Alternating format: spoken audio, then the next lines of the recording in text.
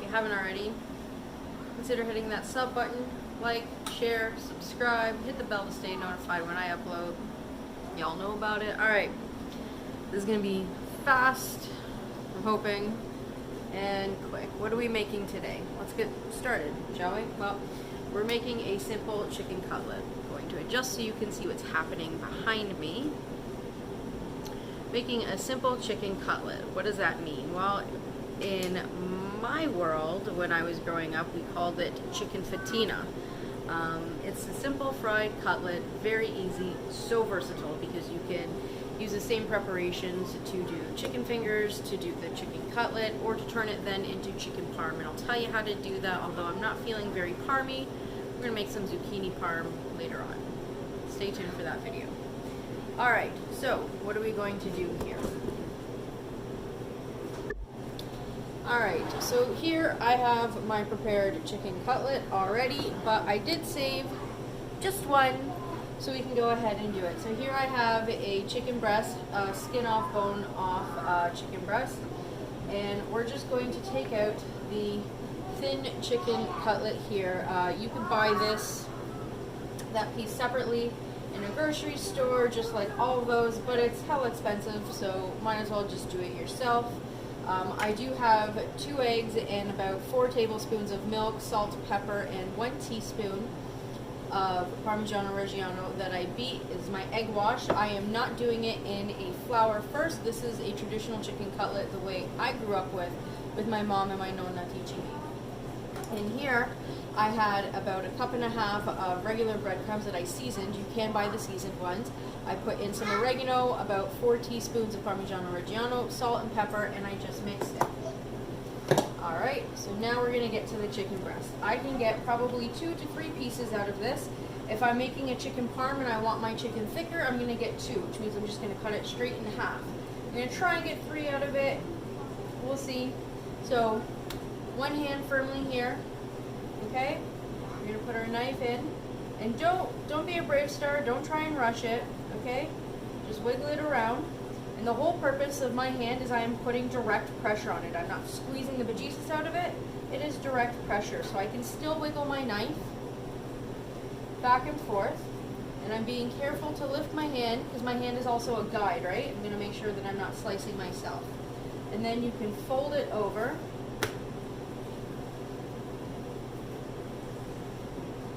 There's one piece. Now you can also put this in between some plastic wrap and pound it out. And pounding it out, you'll get a much more even fry. But I am going to be putting these in the oven as well, so that's fine with me. Now if you notice on this piece, this here is a lot thinner, and this piece is a lot thicker. So I'm going to be a little bit careful when I'm cutting. So the top part here where it's thicker, I'm going to make sure I go right in the half. Now, as I'm getting closer to the thin part, I don't want it to be paper thin. So I'm just going to guide my knife to where I feel it's, there we go, perfect. So this piece, although it is a smaller piece, I've taken a large chunk off. So this piece here is going to cook evenly now. Had I not removed that top part, this would have been really complicated to cook evenly.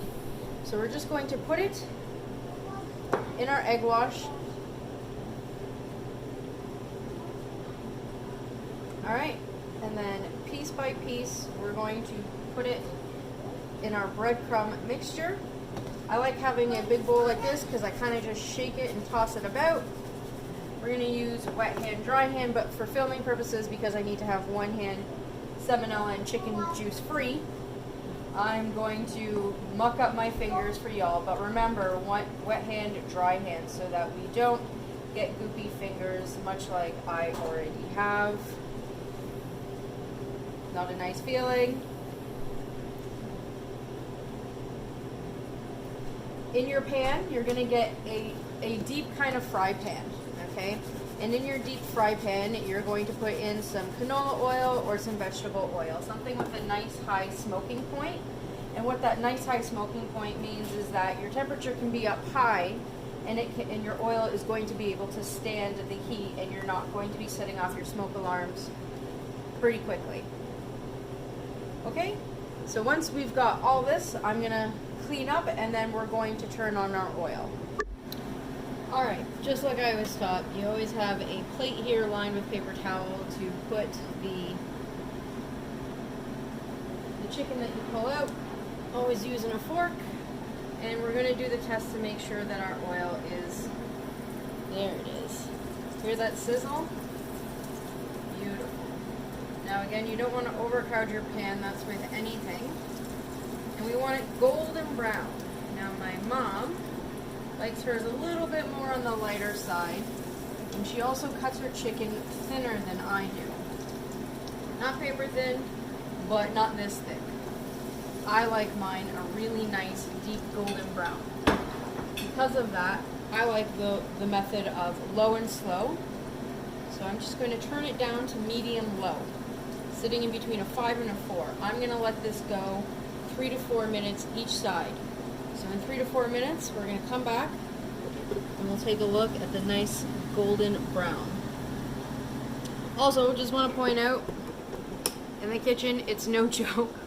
When you cut yourself, cross-contamination can happen, not just with poultry and mixing proteins. Cross-contamination can also happen when you cut yourself. So when you do that, stop everything, clean down, sanitize everything top to bottom, clean yourself out, bandage yourself, and wrap yourself up. It's my family, but still, cross-contamination is pretty serious. So make sure you guys are aware of that when you're cooking in the kitchen. Mistakes can happen to anyone. That's what happens when you drop a knife and you try to catch it. Yeah, I was smart. Alright, we'll see you in 3 to 4. Alright, we're back. Can you see the golden brown edges around the base of the chicken? Now, keep in mind, smaller and thinner pieces, much like this, are going to cook faster. It has definitely been 3 to 4 minutes, but the brown edges along the side is a really good indication that that side is done.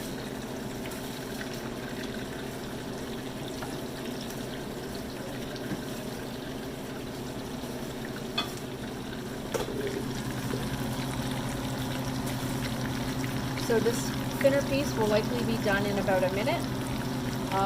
I'm going to keep the thicker pieces for probably 4 to 5 minutes. I may turn them over one more time, but these two here will definitely come out 1 minute.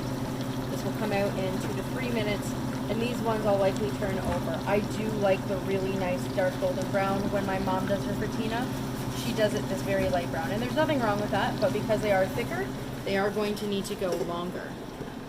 Alright, so we'll see you when we pull them out. Alright, we're going to pull out these nice, beautiful, these nice little ones here. Yep.